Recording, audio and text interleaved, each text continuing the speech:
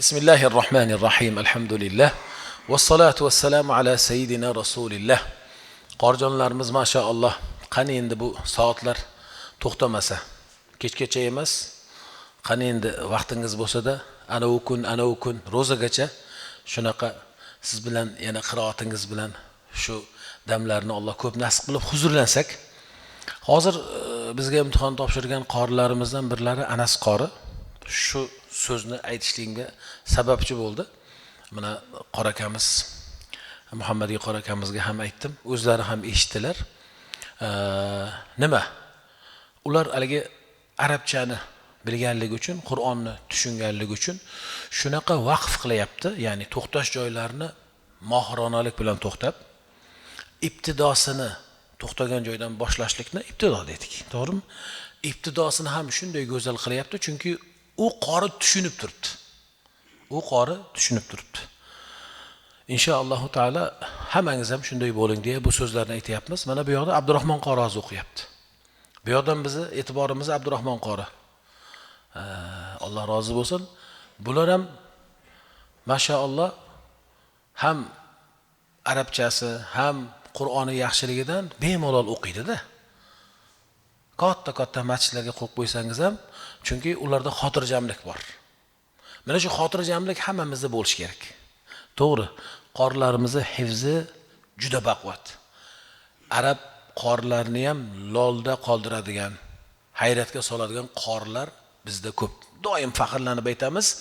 Sizni g'iyobingizda ham aytamiz biz buni. Mana ukam Abdulloh qori shohiddir. Men ko'p aytganman shu Misrlarda. Ko'p aytganman. Hatto sanoqni, mana shu o'zimizni vodiy ustubi O'zbekistonimiz, mana Abdulbos qorlar o'tiribdi. Mana Abdulbos qor akalar hammasi kecha alohida ustozimiz Badriddin qor aka rahimahullohu taolani alohida duo qildik. Shularning mehnatlari. O'shalarni biz bizni ustubimiz o'sha sanoqni Shayx Abbos rahmatullohi alayhiga, ustozimiz Shayx Abbos rahmatullohi alayhiga aytganimizda deganlar. U ustub sahobalarning ustubi edi. Har birlari xatmlarini, o'qishni xatm dedilar. Har birlari o'sha ulug' tobiinlar xatmlarini mana shunaqa Alloh bilan orasida yozib yurardi dedilar.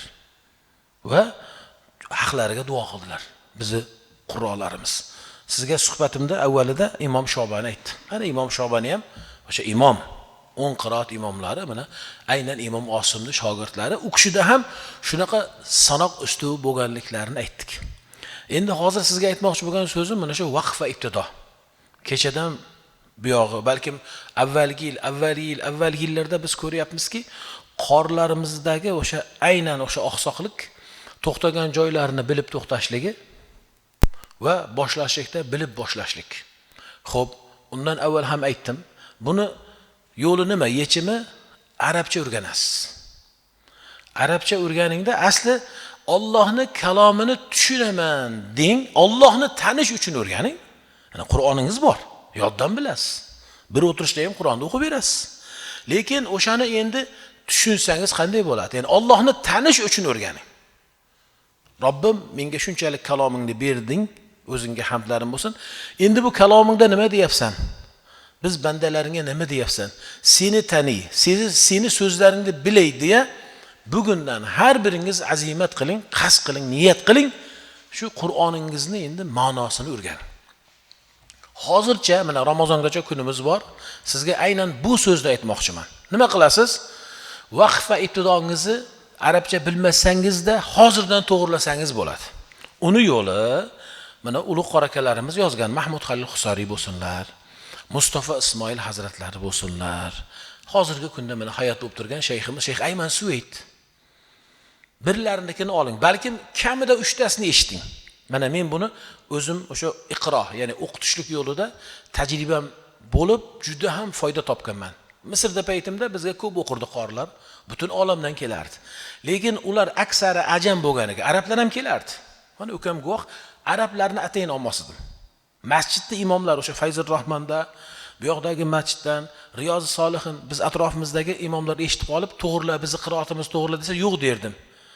Nega unaqa bizga o'rgatish xohlamaysan deganlarda, sizlar arabsizlar, sizlarda ustozlaring bor, lekin mana meni inilarimda boradigan joyi yo'q va men tilimda, ona tilimda tushuntiraman deya arablarda uncha-muncha eshitib qo'yardik bo'ldi.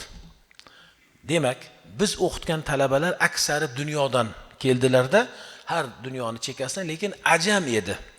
Ajam bo'lgandan keyin Qur'onni tushunmasdi.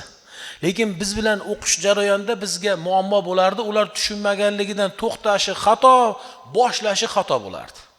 Men har darsda tushuntiraverardim. To'g'rila, bunday to'xtama, bunday to'xta. Bunday to'xtadingmi, endi mana u joydan boshla derdim. Oxiri Alloh taolo dardimni eshitdi-da, alhamdulillah eshitdiki, bizga bir ilhom berdi. Nima? Kimni o'qitsam bo'ldi. Xohlaganingni eshit. Mana Mahmud Xalil Husari. Mahraji tajvid uchun emas, vaqf uchun alohida. Mustafa Ismoilni eshitdi. Minshaviyni eshitdi. Ayniqsa Ayman Suyetni doim birinchi eshitishlikni men buyuraman, taklif qilaman. Nega? Ayman Suyet hafizahullohu taolani nafaslari qisqa. Hammaga kor bo'ladi. Yana nafasim qisqa degan odamga eng o'sha buyuk ilmda sizga o'rgatadigan Ayman Suyetni qiroatlari. Bir yo'la tajvidni mahrajini o'rganasizda, keyin u kishi to'xtashi qisqa, sababi nafas qisqa. Boshlashda shunaqangi ibtidolar qilib beradi, hayratda qolasiz, tafsir bilan o'qiydi. Tushunarlimi? Ko'plari Mahmud Xalil Husarni eshitadi-da, u kishi nafas uzunlik qilyapti deydi. Mana Ayman Suyetni eshitdingman. Keyin yana ko'p qorilarimiz aytadiki, men qasrda yodlaganman. Unda Ayman Suyet tavassut o'qib qo'yapti. Maddi munfasil tur harakat o'qib qo'yapti. Unda Mustafa Ismoilni eshitdi. Mana shu Mustafa Ismoilni eshitdingda, vaqf ibtido uchun eshitdingda. Mustafa Ismoilni u arab ellarida ham aytiladiki, Malikul vaqfi val ibtida deyiladi.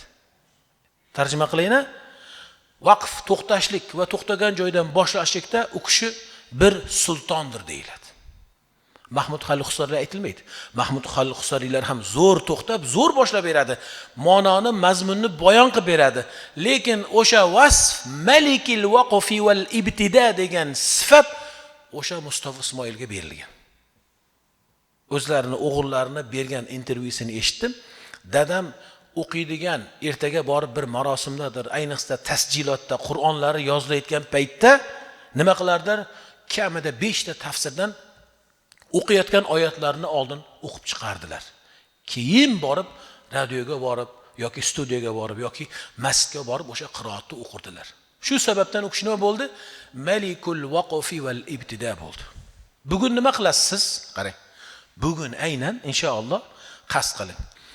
Bir qorni bo'lsa ham, "Xo'p, Ayman Suyetda zerikaman" desangiz, haqiqatda qiroatlari zerikar. Oling Mustafa Ismoilni.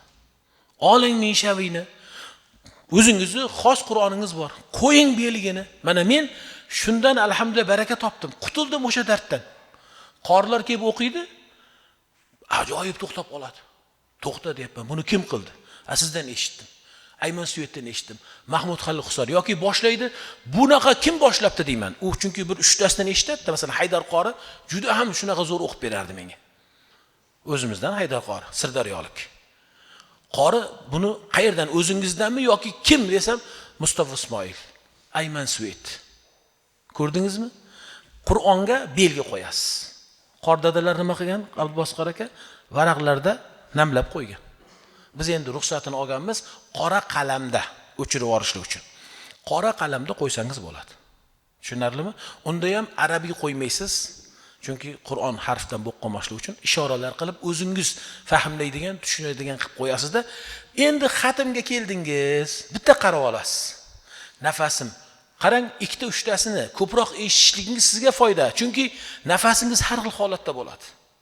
Oshqozoningizni nafas yo'lini bo'shligi, torligi, to'lib turganligi bor. O'shanda biridan buni o'rgansangiz vaqfda o'sha joyda to'xtaysiz. Chunki bilmaysiz-ku, ma'nosini bilmasangiz, o'sha biluvchilar to'xtagan joyga to'xtaysiz. Boshlaganda ularni boshlash to'g'ri boshlash bo'ladi. Demak, biluvchilar boshlagan joydan boshlaysiz. Yana bir sizga ilinay. Rahmatli Zaynning qorakamiz, rahimahullohu taala. Rahmatli Zaynning qorakamiznikini aynan audio eshiting. Nimaga? Qorakamiz tasjilot o'sha yozganlarda Misrga borib yozdilar. Misrga borib yozganlarda 16 ta Misrni o'sha Mahmud Xalil Husari, Minshaviylari kabi shuyuxlari, qorlari tekshirib turdi.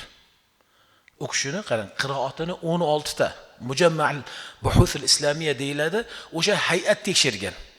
Shuning uchun ham bir masalan bu yerda 2-3 ta ham qaytargan joylari. Ular aytadi, bu yerda qaytarib ber deydi. Keladi, boshqadan yozadi. Qorakamda ibtidosi vaqfi 100% to'g'ri. Zayn Qorak mana bor, biz Al-Qur'onda bor, Zayniddin Usmon deb yozsangiz chiqadi, to'liq o'qiganlari bor. Azhar-i Sharif ulamolarini aynan Qur'on mutaxassislari taraflaridan nafaqat tajvidlari, tartillari Qorakammi. O'sha vaqf va ibtidoni shunaqangi go'zal to'xtab qo'yganlar, to'xtagan joylardan go'zal boshlaganlar. Rahimahullohu taala. Men eslayman, borib yozganlarida ro'za edi. Qorim, biz bojamiz-ku. Bojam deydilar erkalab. Bojam juda qiyin bo'lyapti deya men yo'llarda ko'rganman kelganlarda, og'izlari qurib qolib bo'lsa ham o'qidilar. Bugun Alloh taolo oxiratlarini obod qilsin deymizda, o'sha zotlarning ilmi mana bizga meros bo'lib qoldi. O'zbek qorilarini eshitaman desangiz, aynan sizga Zaydin Qorakam rahmatullohi alayhi ustozimiz aytaman. Men bu omonatlarni sizga yetkazdim. Allohumma inni ballagt fashhad deyman. Bugundan boshlab har biringiz Qur'oningizni qo'lingizga oling va vaqf va ibtidoni o'sha biluvchilardan o'rganib oling. Bu muaqqat, lekin arabchani o'rganganingizcha, arabchani o'rganib Qur'onni tushunib o'qishligingiz albatta bu siz vaqf va ibtidoda buyuk bir ilm sohibi ekanligingizga ishora bo'ladi. O'zingiz tushunishingiz kerak asli. Yetkizdimmi? Eshitdingizmi? Alloh taolo hammangizni Qur'oningizga barakalar berib, tajvidda, adoda, maxrajda, tahqiqda, tartilda sizlarni mohir qilib aynan vaqf va ibtidoda. Hazrat Imom Jazari nima dedilar? "Va ba'da tajvidika lil hurufi la budda min ma'rifati al-wuqufi." Endi harflarni, maxrajlarini yaxshi bilganingizdan keyin vaqf va ibtidoni bilishligingiz la budda, ya'ni lozim, vojib dedilar. Sizga vojib, bizga vojib. Alloh o'sha vojiblarni ado qilishligimizni hammamizga ham nasibu ro'za aylasin.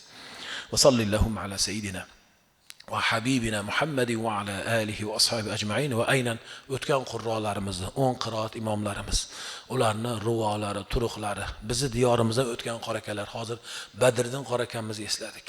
O'tgan o'sha Mubin qordilar, Abdul Boqiy qordilar, Ro'zi qori bo'va qordilar, ne o'tgan ulamolarimiz, Husayn hoji dada qordilar, o'tganlarimiz, ulardan bilan Zayniddin Qorakam hammalarni Alloh g'ani rahmatiga olsin. Va sallallohu ala sayyidina va habibina Muhammadin va ala alihi va ashabi ajma'in. Amin. Bi rahmatika ya arhamar rahimin. Allohu akbar. Assalomu alaykum va rahmatulloh.